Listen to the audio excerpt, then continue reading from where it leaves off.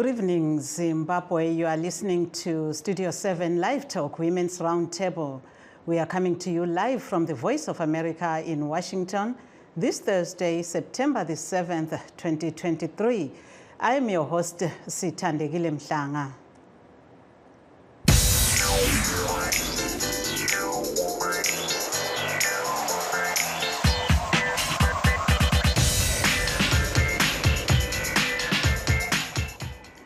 Tonight, we are discussing the tasks of recently elected councillors, parliamentarians, and senators, some of whom were sworn in today in Harare and Mount Hampton. This follows the inauguration of President Emmerson Mnangagwa Mande, who won in the recently held election, whose results are disputed by opposition parties, including the Citizens Coalition for Change and regional and international observers. Let's hear what Chikombe West legislator Tatenda Mavetera has to say. Ndoda kuti nditende kuti nasuno zvaitika president vakataura kuti vaMnangagwa vakataura kuti ngative tiri peaceful after elections, before, during and after elections. Saka naizvozvo tinoda kuti titende kuti baba vedu vaMnangagwa kupfurikidza naizvozvo vava ivo vachitaura kuti vanhu vave vari peaceful. Nasuno zvaitika pano zvaitika zviri very peaceful, zvine runyararo rwatinotarisira tese. Asi chandoda kuti nditaure ndechekuti pane mitemo yatinofanira kuti igadzirike, mitemo yakanangana nemayouth, mitemo yakanangana nemadzimai. Mukada kutarira tinokwanisa kupedza muparliament yapera yapfuura kuti tive neyouth bill rinova rinotarisana nezvemayouth, kuti mayouth awanewo makota, mayouth apfuurire mberi. Zvakare tinokwanisa kuva tine ratinoti act, bumbiro remutemo rinoita kuti tikwanise kuti section 17 yeconstitution inotaura kuti kuenzaniswa kwemikana kwevarume nemadzimai akwanisa kunge akabatana. 17 section 56 nesection 8 of the constitution. Tiri kuti isusu chataakuda iye zvino ndechekuti tikwanisa kuti mitemo iyoyo ive ichikwanisa kuva ichiitika kuti ishande kana kuti kwatinoti kuimplementa muno muZimbabwe yati. Ndezvipi zvamuchaita zvakasiyana nezvamaita mu9th parliament? Inini sedunga munhu chandoda kuti ndivimbise vanhu veZimbabwe ndechekuti ndichashanda nepandinogona pese. Pane chandakadzidziswa napresident kuti tinofanira kuita anonzi ma7 leaders. Saka naizvozvo ndinotenda kuti ndo zvandichange ndichita. Zvakare ndichange ndichitaura zvikuru nyaya dzakanangana nemadzimai, nyaya dzakasangana nemayouth, kuti ito dzirambe dzichienderera mberi. Mukada kutaura sezvandataura zvinofanira kusiyanaka kuti patakapedza patatisina kupedza mutemo, so zvinota kugadzirisa kuti ito tipedze mutemo. That was Chikombe West legislator Tatenda Mavetera of ZANU-PF, who says Parliament should have laws that will assist women and youths. She was speaking with VOA reporter Godwin Mangutia. For the first time, council saw in members of the proportional representation. Our reporter Tobias Mudzingwa spoke to some of the councillors in Harare. Kuti takazosura 80%. Vazivakadzi zvichemo zvizhinji zvaisaaddresswa, but nekukulo kwedu tinorimba kuti tichange takukwanisa kuzvifambiro tichizviaddressa. Vakadzi vazhinji vanoenda kuzvipatara havakwanise kubatsirwa, vanogona kusvika pachinzimikana kuti vazara, asi tichakwanisa kuti zvibatsirike. Vakadzi vazhinji ndo vanotengesa mazizi, tichakwanisawo kuti vakwanise kubatsirika navo vakwanise kutengesa zvinofambiseni. And vakadzi vazhinji vanopinda mumadrugs, tichabatsirawo kana zvitokwanisa titete maredseta tikwanise kubatsira madzimai avo. That was Councillor Charlotte Maukarati of ZANU-PF explaining how she will try and improve the welfare of women in Harare. CCC Councillor Fatsai Matimba explains how she intends to assist women in Harare.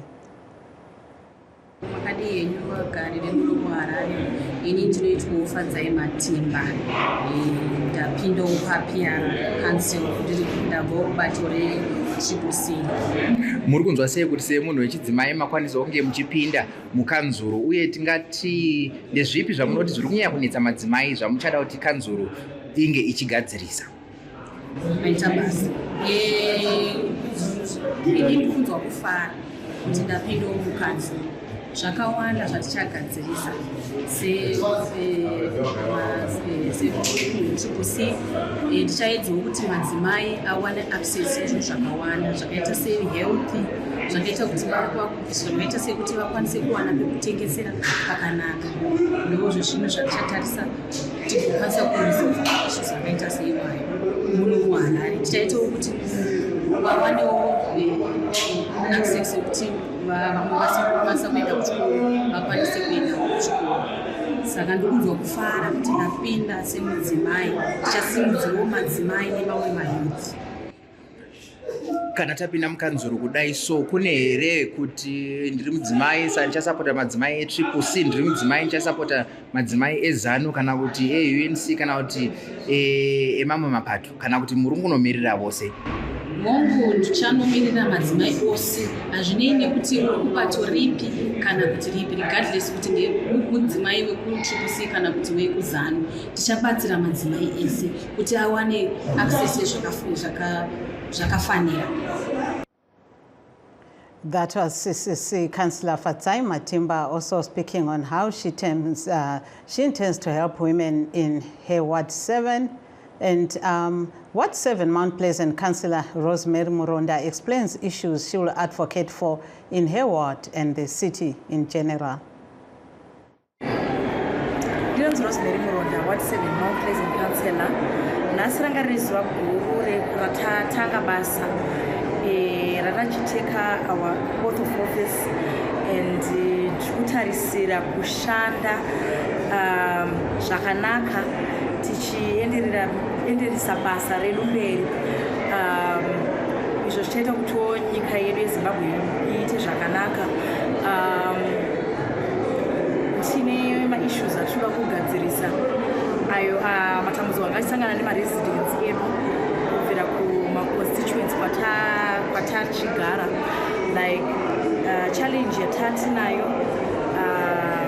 yekutanga yakabva kumaresidents yadi kutarisira kuti tinoda kuigadzirisa inyaya yekudecongesta mashopping centers. Vagari vemumount Pleasant vanga vari kuti mashopping centers edu awandisa vanhu vanotengesa ende vanga vaine chikumbiro chokuti tiwane zvatokwanisa kuvaitira kuti vawane kufamba kwakanaka pamashopping center. So number 1 ndinotarisira kuvewo nekugadzirisa mavending stores ayo achabatsira kuti vedu vanotengesa vave vanokwanisa kutengesa zviri pamutemo kana tavacreatira those vending stores. Number 2 issue yekugadzirisa nyaya yemvura. Nyaya yemvura tane nguva yakareba muhighlands tine dambudziko iroro. Ndine tarisiro yekuti issue yemvura iyoyoyo tinofanira kuigadzirisa. The other thing inyaya yegarbage. Tatine dambudziko yegarbage collection. Ndine tarisiro yekuti tichingopinda tikwanise kuita garbage management. That was Mount Pleasant Councillor Rosemary Muronda speaking to our reporter Tobias Mudzingwa in Harare. Some councillors were sworn in Bulawayo yesterday. Bizongo Lezina Mohammed siyakuthabela njengabomama ukuthi sisengezelele inamba yabomama eLuthwane Councilini. So ungani umama sesibanenganyana kodwa sikakwanti tisibone kuma-chambers. Meeting oqosha kwenamhlanje. It's ukuqala kwepage enkulu ukuthi sizama ukuthuthukisa idolobho lethu njengabomama, and we are looking forward to the term. Ungene umeleni phi bandla? Triple C. Ibizo lesibongo. Ibizo lami ngoNokuthula Sibanda. Mama Nokuthula Sibanda lingene ku-PR namhlanje liqula lokuqala ukungena ku-PR lithini ngakho? Hayi, singithabile kakhulu. Ngithemba sizakhona ukuthi sibambe umsebenzi njengabantu abangomama. Lingene limeleni phi bandla? IZANU-PF. Hayi kuyini elikhangeleli ukuthi likusebenzele ukulawa? Sikhangelele ukuthi izinto eziningi especially kubomama lapha ngobomama yibo abantu ama-problems amaningi, especially udubo lwamanzi, lo dubo lokunye nje uphathelane ne-cancer. That was CCC Councillor Lezina Mohammed of CCC and Nokuthula Sibanda of ZANU-PF, who say Bulawayo needs a lot of development. Speaking to our reporter, Anastasia Ndlovu. Let's take a short break. We'll be right back. In times of change, when the world seems uncertain, and what we hear doesn't reflect what we see, we seek the truth. When we are told only part of the story, we lose trust. In moments of crisis, our dreams, hopes, and wishes for a better tomorrow depends on a free press. At Voice of America, we bring you the stories that people take risks to see. We connect the world and unite it with truth. At Voice of America, we show you the whole picture.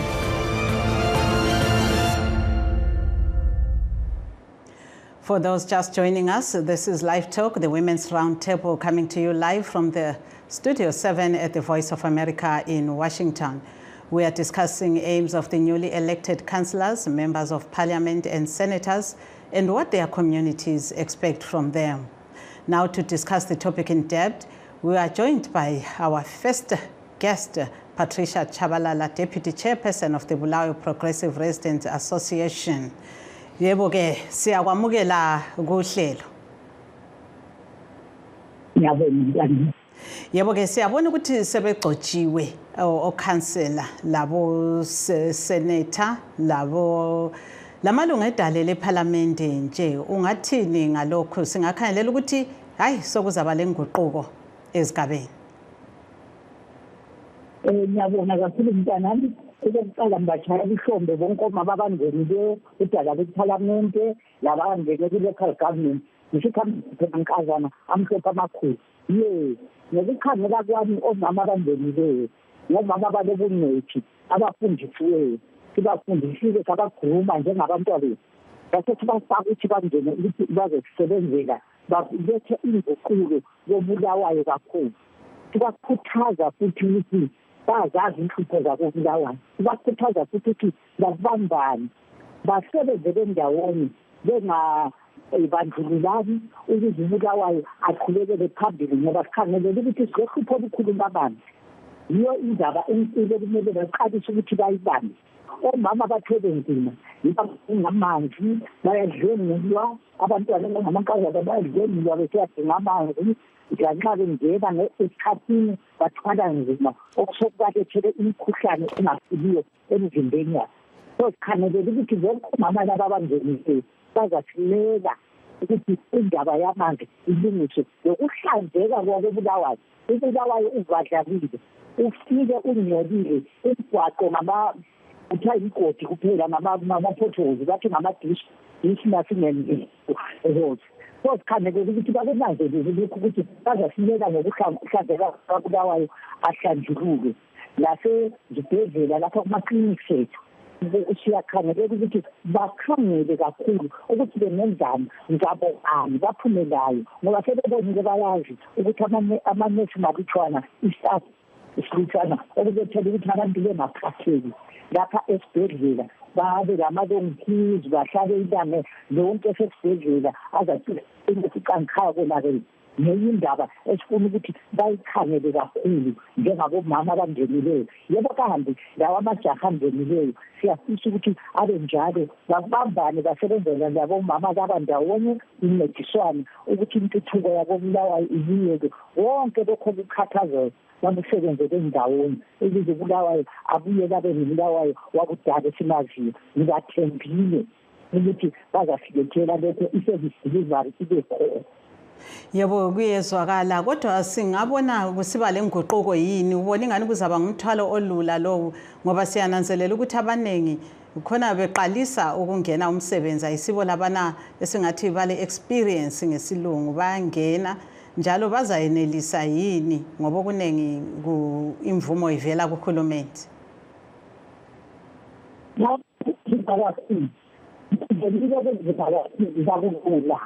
Njalo belibandla elilodwa i-opposition kunzima kakhulu ngoba i-punishment yona le bazayithola ukuthi badlile elinye ibandla akusoze kube lula kodwa iqiniso likupheleleyo ukuthi kuzamele bame isibindi bazame ukusebenza ngoba njengoba uhulumende engiyekhangela konke akusoze kube lula kubo yikho ngisho ukuthi nxa bengenile benje ngababambani basebenze ndawonye baphumela phasini ukuthi benzeni ukuze bayithuthukise uBulawayo ngoba hayi kibo angifuni ukubaqila angifuni ukuba beceleni asize kube lula. Yes, that is our first guest, Patricia Chabalala, explaining that she expects the newly sworn-in members of Parliament, Senate, and also the Council to work closely with the communities in areas that are of concern in the cities, citing examples in Bulawayo such as water problems and others. Right, before we continue with our guests, let's take a caller. Siyakwamukela ecingweni mlaleli. Yeah, ngubani engikhuluma laye? Ungaziqamba igama lokuthi ngubani uvela ngapha ekhaya? Echolocho esiyangaya. Ungaphi kathesi sikhuluma kanje?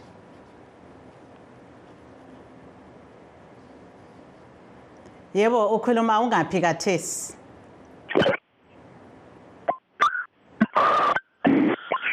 Hayi, ucingo lethu lungana lusazwakali kakhulu. Uyangizwa mina? No, I think we have a problem with our listener from Cholocho. Ngakho-ke sizaqhubeka-ke ngengxoxo yethu. We'll continue with our interview with our guest, Patricia Chabalala. She's the Deputy Chairperson of Bulawayo Progressive Residents Association. Yes, and we also notice that Bulawayo Progressive Residents Association held a series of meetings, the Meet the Candidates meetings, where all the candidates were invited to outline their aims and objectives for the city if they are elected into Parliament. Yes, sir. Can you shed more light on what came out of those meetings which you expect to see implemented today?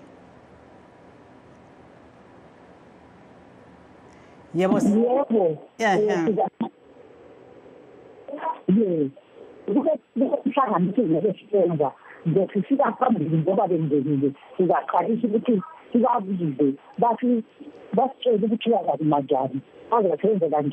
Bancedise futhi ukuthi labo sikhangelele lokho sifunani kibo kuyona lemhlangano esizababizela kuyo asili labo sifuna ukusebenza labo sibambane sibancedise ukuze kubenzele lula umthwalo ukuthi basebenze njani lezakhamizi njengoba thina sisebenza lezakhamizi sizabizela ukuthi sizokwelulekana siphane indlela zokusebenza masivumelana bese sisebenza sihamba ngendlela yona leyo esisabe sivumelene nayo sidinga yona i-accountability ukuthi bazasenzela yini esifundisa njalo ukuthi ngempela sizazenzela zakhamizi lokho elikhala ngakho ngoba sizabatshengisa ukuthi sikhangelele lokho ngalo lina lizasenzelani. Yebo-ke kuyezwakala ngezinye indlela lisaba leminye futhi imhlangano phezu kwaliyana elaba layo phambilini kokhethu. Yebo, sizabalayo sisamele sihlangane labo siba-engage sikhulumisane sixoxisane ngayona silandelela khona kuyaka babesithembisa khona okuzasenza sivumelane sisebenze indawonye nxa sekusehlula bese simuzana-ke ukuthi kasimadoda lapha sokuhamba njani asifuni ukuxabana labo sifuna ukuthi sisebenze nabo ngesihle sincedisane ukuze kungadilizi i-development sifuna sisebenze nabo ukuze kube ingqubekela phambili enhle. Yebo-ke siyasizwe njalo lo hlupho lwengcekeza edolobheni lakoBulawayo. Ungathini ngalolu daba? Kuyenzeka yini ukuthi kube lenhlelo ezingaqeda lolu hlupho? Ngamele ngenzelile laba amankazana lamajaha aphume ngenhlelo eziqinileyo ezizancedisa uBulawayo ukuphuma engcekezeni yakhe ngoba kunzima koBulawayo lithengiswa lapha lalapha phakathi komgwaqo kuyathengiswa akuhlanjwa libhanana libeke khona phana yonke ingcekeza ngibhida kuyini konke nje lemchemo konke kundawoni kuyamele lapho kumele basebenze gadalayo ukuthi idolobho lethu balicingise balikline baphume ngehlelo sihlanganele zabo sivumelane ukuthi siphumele emhlweni sisapotane sibasapoti ngathi basasapoti nxa sibatshengisa ukuthi lapha singaba senza so ungaphuma lokhu labo bathe lapha singenza so ungaphuma lokhu ngoba inhlelo eziningi nxa bezazenza kumele bazithathe ezinye kuzakhanyisa ngoba lathi silazo ezinye indlela esizibonayo ezingabancedisa ukuthi baphumele emhlweni ezinjalo ezizancedisa uBulawayo ukuthi aphume kulimekeze emkhulu ngalo. Yebo-ke lapho sizwe unkosikazi Patricia Chabalala esixoxa layo kuhlelo lwethu lapho esicubungula ukuthi kambe amalunga edale lephalamende awesenate lama-council azaqhuba nhlelo bani ezigabeni zawo njengoba sibona phela ukuthi sebekhethiwe ukuthi bekhokhele.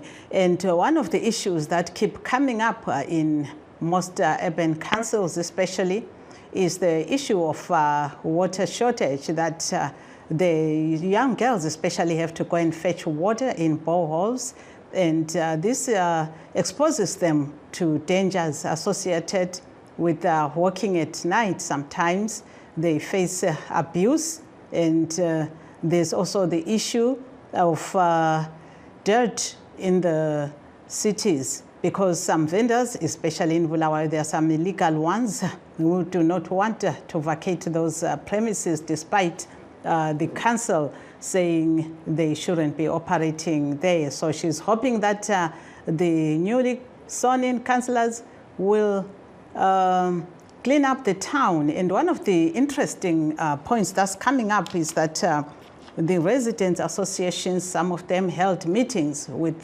candidates prior to elections to hear what they have to say and what they have to offer their communities. And the communities, of course, did ask questions. So it was some interesting engagement there with the communities.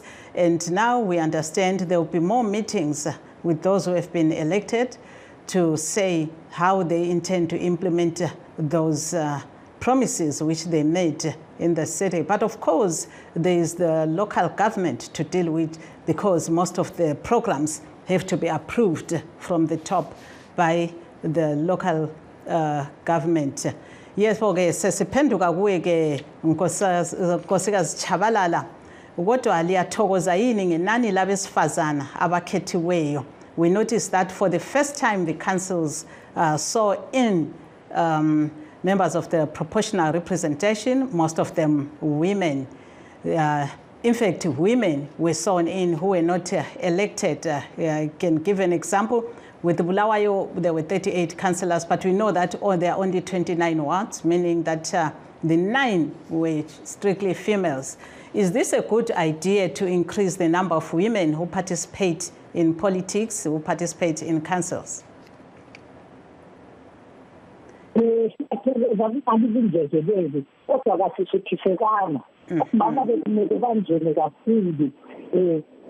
babe namakhansila kakhulu ukuze bancedise ngoba yilo futhi abakhangele izindubo zonke zokushela amanzi, indubo zonke zabantwana abadlengelayo besiyadinga amanzi ema-clinics, yibo abahambisa abantwana baze bahambise labomntabo ema-clinics. So besikhangelele ukuthi omama ngabe banjene kakhulu. Kodwa khonokho okwenza-ke leyo khathesi sithi yabonga sithi kungani kuthe xaxa lokungamankazana kungani kunjenileyo kuhlakaniphile.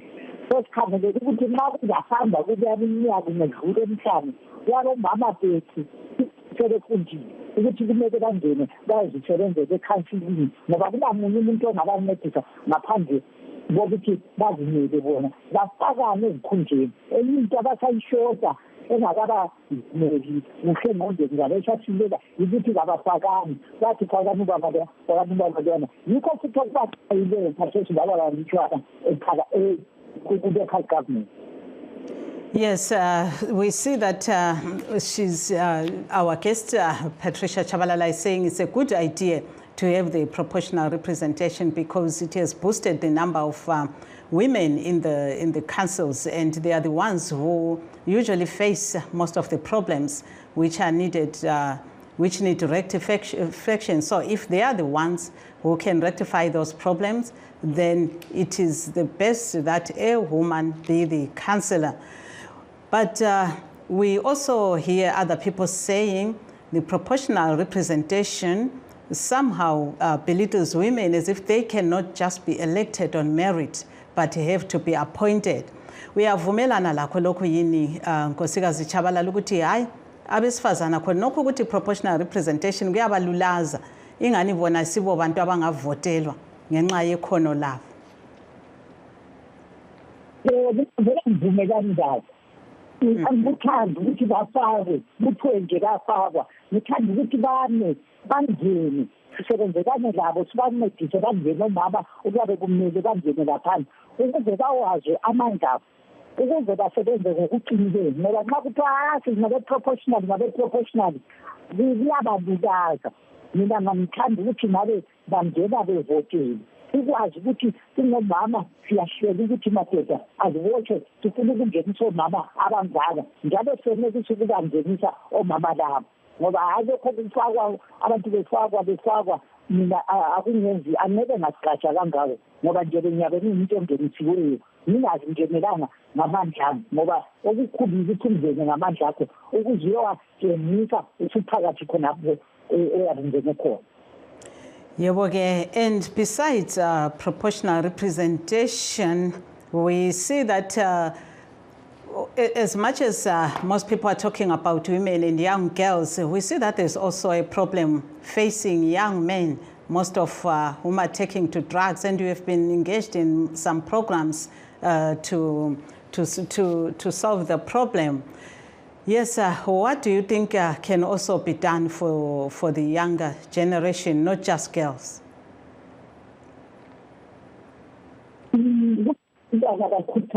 Generation bekumele ukuthi khonaphi intsha izifundise ukungena imihlangano izifundise ukumela abantu ukuze lanxa sokufika lelo banga lokuthi bangene kulezo zikhundla azi ukuthi nampa abantwana laba bakhona kumele bangene bayayazi ukuthi abayithanda laphana ngoba isikhathi esiningi abantu bayahamba ezindaweni ezinje bengakwazi abayakwenza esokubathi sebemuka esokubenza futhi bazondwe ngababe bebangenisile bese bebasola kuqalisa ubusolwana akusayilethi ingqubeka phambili sokuyakuba khona mpo sokulokho kukhulunyiswana uhlukuluzwana.